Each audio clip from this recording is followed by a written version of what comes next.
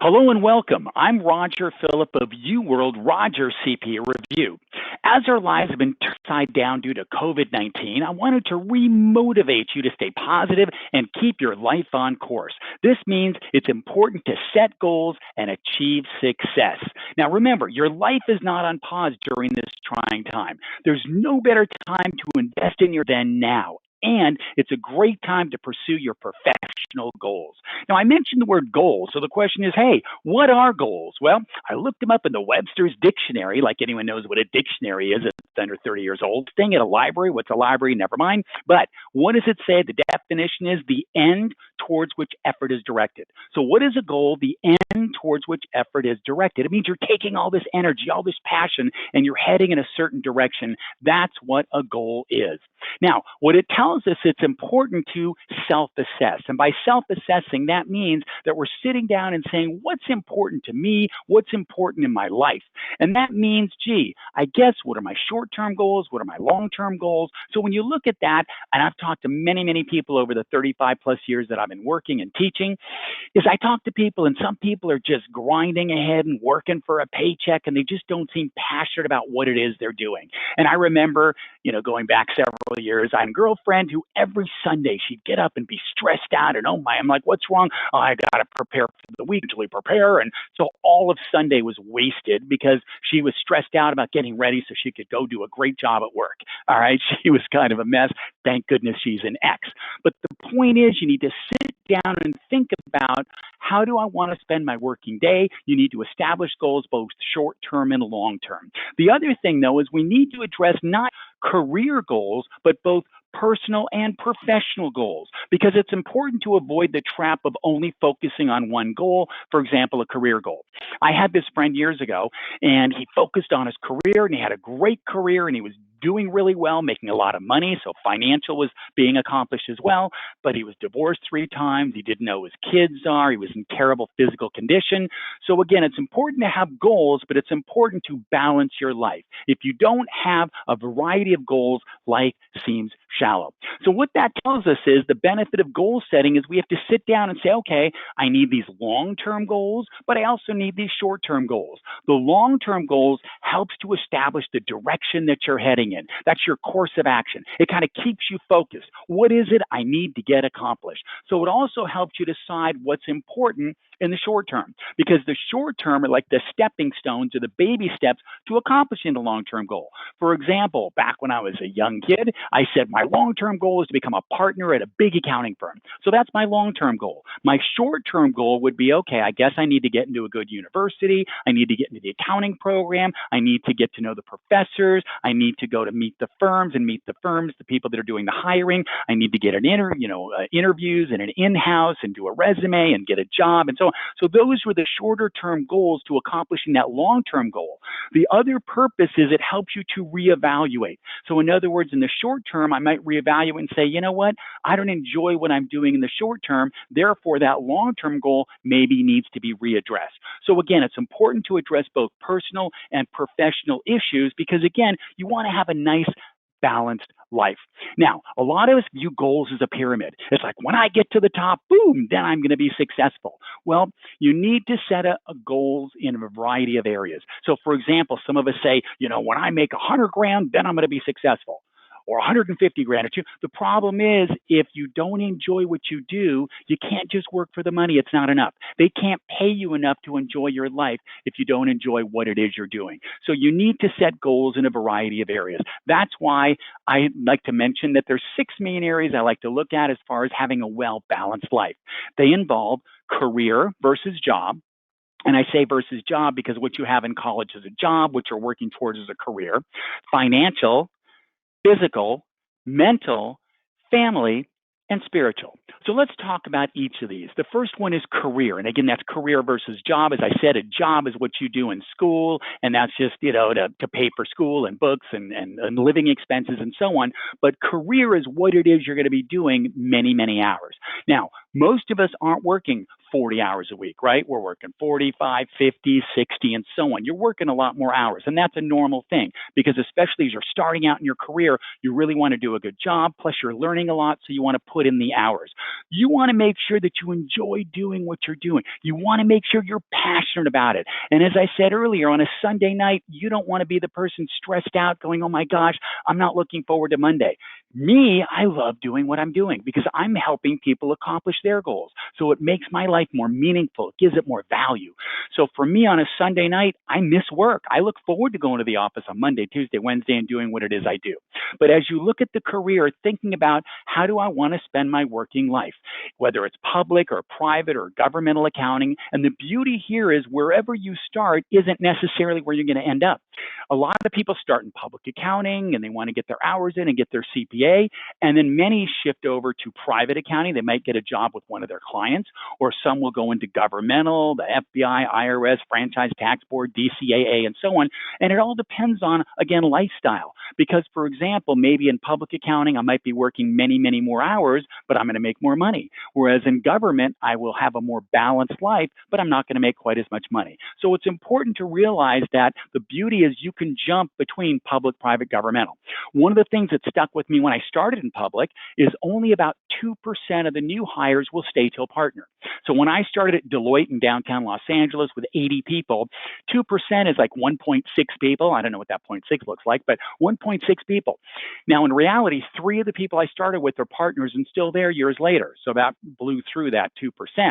The point is they realize that many people, 98% of you come and go. That's okay. I still have a great relationship with Deloitte. They invite me to parties and meetings and this, that, and the other because they know all the people they brought in are intelligent, ambitious, quality people that they want to keep in their lives. Plus, maybe we go into private accounting and become a CFO or a controller or something like that.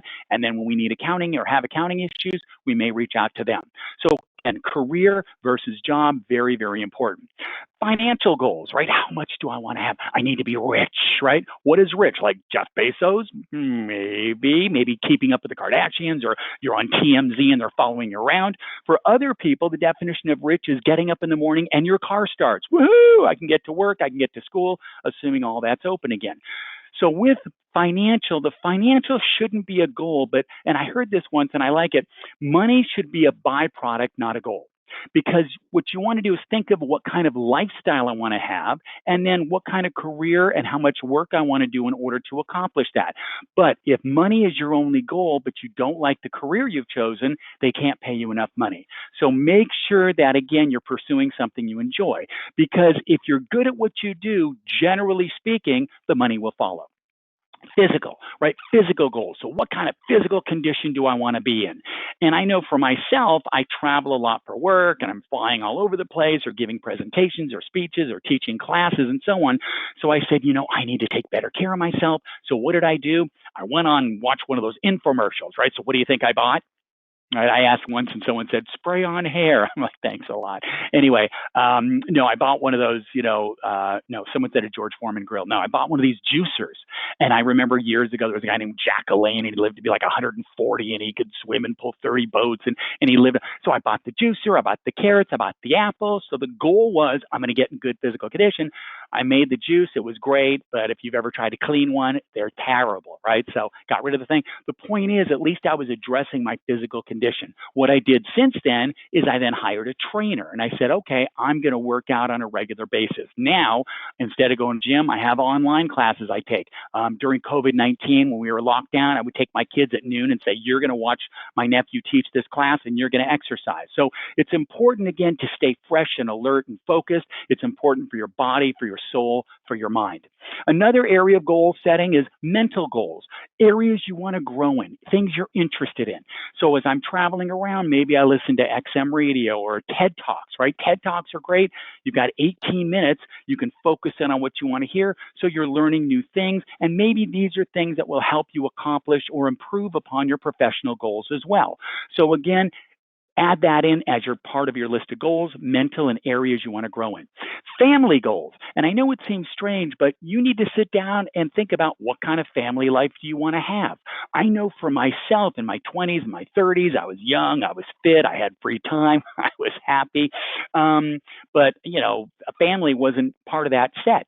But then in my late 30s, I realized, gosh, I need to make this a goal or I'm going to be the old man in the bar who has nobody.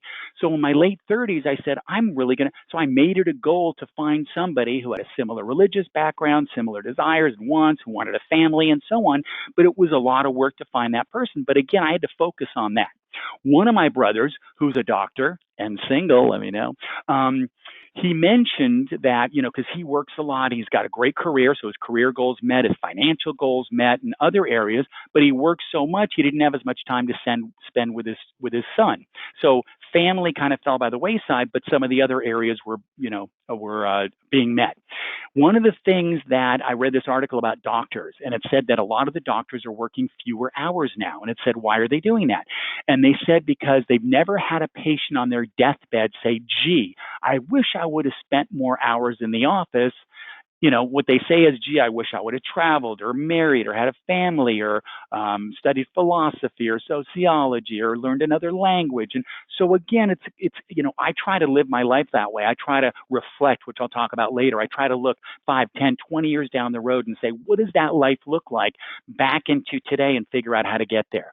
So those are some things that are important. So again, family, when I was graduating college, wasn't important to me. In my 20s wasn't important to me. As I aged and matured and realized, you know what, I'm not wasting their time, I'm wasting my time, then I had to make that a goal in order to settle that. Spiritual goals means where do you want to grow spiritually? Like looking inside of yourself, humanitarianism, volunteerism, right? I want to volunteer. So another brother of mine, he was in the Peace Corps in Liberia, Africa. He was also a big brother and all this. So he went to Africa and built a library and all this other stuff. And he actually just went back 35 years later. It was amazing. The point is that he went there. Did it help him? He's a PhD in math education today, teaches San Diego State. Did it help him in his career? No. Did it help him with money? No. I think he got $500 a month. Did it help him with health? No. He got free malaria.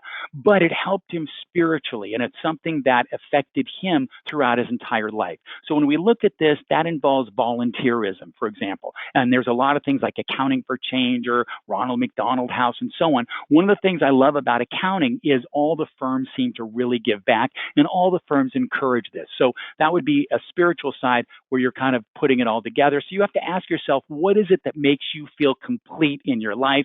What is it I can do to give back to community? Now, these are the different areas of goal setting that I just mentioned, but it's important to realize you may not be able to have it all. And what I mean by that is life is not a beer commercial, right? When you're watching TV, assuming football returns back to TV one day, you're watching the Super Bowl and they have all these beer commercials and you've got people on there, they've got everything.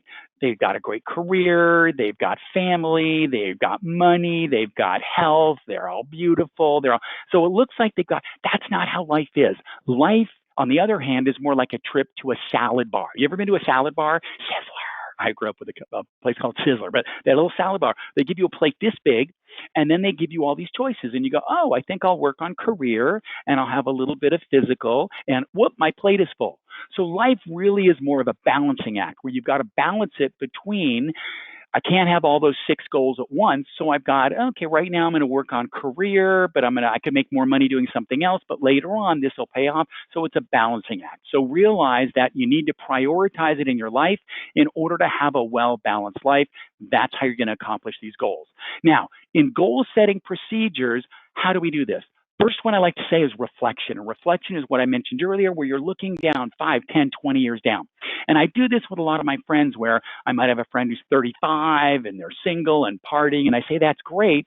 But if you want to have, what does 15 years from now look like? Are you married? How many kids do you have? Where do you live? What are you doing? Because you need to look at that, define that picture, crystallize it, that's crystallization, and then back into today and say, okay, how do I get from today to that goal, to accomplishing that goal?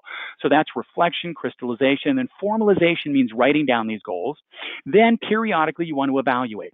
So every New Year's Eve, a friend of mine would take out his list of goals with his wife and go through it and say, this sounds good, this is never going to happen, let's cross that off, and so on. So that's where you modify it. So it's okay to cross out things that you don't plan to do or things that you thought you were going to do that sounded great. And now in the new updated life, you go, I'm not going to do it. As we look at that, we say, okay, I understand the goals, but how do I achieve these goals? Well, you need to develop an action plan. So let's say, for example, my original goal was I want to be a partner.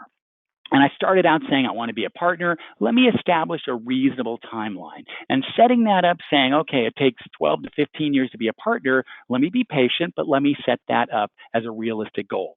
And I read once, which I loved. It says, goals without a plan are merely wishes. Again, goals without a plan are merely wishes. So someone says, I want to be rich. I say, oh, that's your goal? Yeah. I say, okay, what's your plan? I don't know.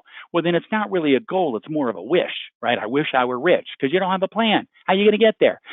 So for me, I started out and I said, I want to be a partner at a big firm. And I started doing it. And a couple of years in, I realized, you know what?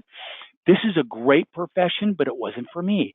For me, I love helping people accomplish their goals. So if I can take something that's difficult, like preparing for the CPA exam and making it exciting and motivating and interesting and entertaining, then you're going to put the hours in and accomplish your goal. And then once you start working, you may realize this is exactly my passion, or maybe it's not what I want to do.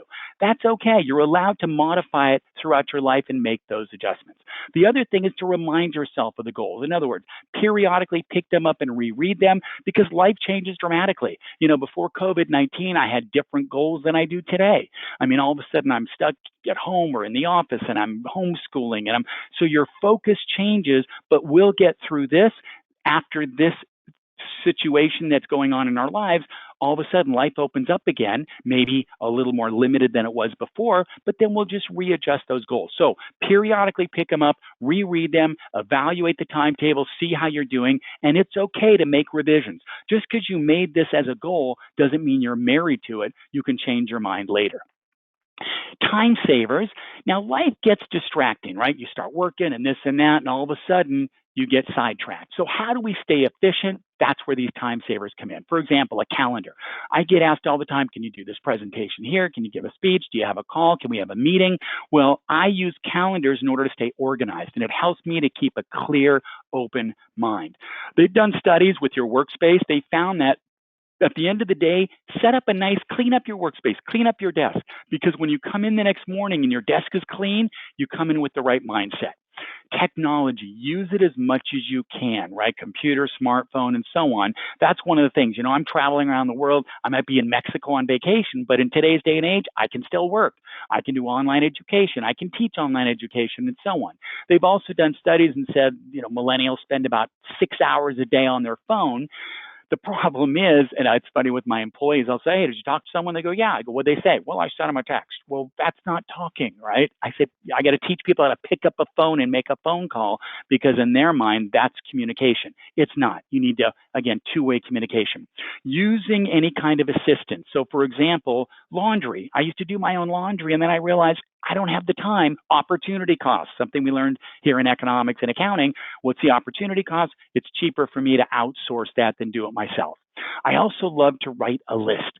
So I set up a list and then I prioritize. So like on the weekend when I'm running errands, I'll have 7 things I need to do. I'll go 1, 2, 7, 3. And I set it up to go against traffic, for example, because like my wife will go here and then back to here, and it drives me crazy. For me, I like to kind of go in a flow that makes sense, because every minute I can save, I can be a little more efficient. That's time I can use to do for something else. So I'm doing and using my calendar all the time. I'm setting up to-do lists. I have lists in there that I'm moving every day, every week. That way I remember. Because if I don't put it in my calendar, I'm not going to remember it. I'm going to be inefficient. So I try to, again, be as efficient as possible. Now, in life, as we all know, it's not only what you know, but who you know. And they've done studies. They've said 80% of the people get jobs based on the connections that they have. So what that means is the connections we had from college, the connections you have from work, those are the connections we want to continue to nurture and grow, because you never know in life when you're going to need them. I think they said the average person changes careers 5 times in a lifetime. Well, that means you're going to be doing a lot of interviewing, a lot of resume writing, a lot of, hey, can you put in a good word for me type thing, a reference. So it's important to get connected and stay connected. Now, how do we get connected? Well, There's a, during COVID-19, there's a post-COVID-19, there was a pre-COVID-19. Eventually, we will get back to in-person networking. But in the meantime, many organizations, groups, and clubs have come up with great solutions that provide virtual networking opportunities. So whether it's a state society or a student and alumni group, career fairs, networking fairs, I used to go to Meet the Firms all the time. Eventually, those will come back. But in the meantime, I'm doing a lot of virtual networking where they have groups and meetings and so on. So if you're out there in the process of looking for a job, for example, you can do resume workshops online, you can do interviewing online, you can do networking online. So these are all things that you can do currently, but you can also do well into the future as well. One of the things you want to work towards for yourself is your career goal. And when we talk about career goal, one of those things that's really important, that looks great on your resume, great sense of accomplishment, and something you have forever is your CPA license.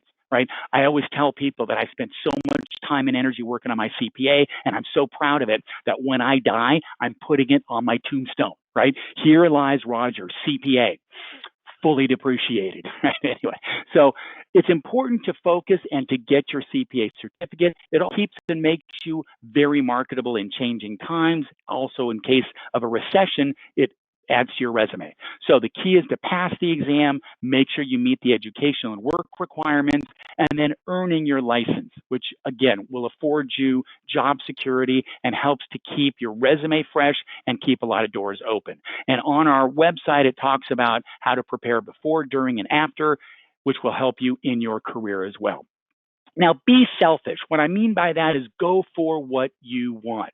Don't become a CPA because your dad and your grandpa or your grandma or whoever was a CPA. Do it because it's something that you enjoy doing, something you're passionate about. Keep the big picture in mind. Be patient, and it will happen. The other thing is don't limit yourself, right? A lot of times we are our worst critics. For example, I was at a banquet in Los Angeles giving a speech, and some kid came up and said, "Oh my gosh, that was so motivating and exciting, and I could never do that because I'm shy." And I said, "Dude, there's 200 people in this room. Nobody knows you. So you are already prejudging yourself as shy. You're already prejudging yourself as not outgoing." I said, "You're 20 years old. You've only got, 70 more years on this earth. So why don't you make adjustments today about how you see yourself and how outwardly the rest of the world sees you? Because the future is yours to create. That means it's up to you to take the risk. Don't just do it, but take the risk." I put myself out there, I give a presentation, and 90% of the people love it and 10% think I'm whatever. So you've got to focus on the positive, and you've got to continuously challenge yourself because, again, life is short. In these times, don't lose your motivation, okay? It's very difficult, very trying times, especially when you're stuck sheltering at home with your family and you're screaming, yelling kids. But you need to be the one person that comes out on top when all of this is over. Now, they've done research, and they found that the time after graduation to sit and study for the preparation of the CPA exam is paramount to passing it, because your probability or likelihood of passing the exam is much higher as you get out of college as opposed to 3, 5, 7 years later, because it's a highly academic exam. The stuff you've been studying in school for the last 5, 7 years is consistently what's tested, plus there's still multiple choice questions. In the real world, nobody comes up and says, "Hey, Raj, quick question. Internal control structure environment, is it A, control environment, B, control risk assessment, C, control activity?" It doesn't happen that way, but part of the exam is multiple choice type questions. Therefore, that's what you've been doing for years. So we encourage you to sit for it as close to graduation as possible. So that way you can come back stronger and pursue your exam. Now, another great reason to start now in preparing for the CPA exam is we are offering our highest level package for 50% off. And what we're hoping is that this will provide some help for anyone who's experiencing financial hardship during these uncertain times. Also, it gives you that extra push to jumpstart your career and accomplish your goal while we're focusing on getting through COVID-19. And that way, at the end, when all is said and done, you've come out with something extra. Whether, I tell people study a foreign language. In this case, get your CPA certificate. Now is the time to do it. So to help give you the time, the energy, the motivation, that's why we're offering that 50% discount so you can start now and start soon. Success is yours. What that means is I'm hoping that I've motivated you to set some goals and to prepare for and pass the CPA exam. Remember, life is not a dress rehearsal. This is it, right? I always joke with a friend, I go, there's no trophy on the way out. So it's important to enjoy yourself. If you don't enjoy your life, life is meaningless whether you set and achieve goals or not. But it's important to set goals in a variety of areas so you too can enjoy your life and you too can enjoy the process or the passage of time. And there's a singer that I've always enjoyed. His name's James Taylor. And as he puts it, there's a song, he says, the secret of life is enjoying the passage of time. And what that says to me is, hey, time is going to just keep ticking by. It's up to you to choose how you want to spend your time. Use it wisely, set some goals, and you too will be a success in life. Thank you for your time and good luck.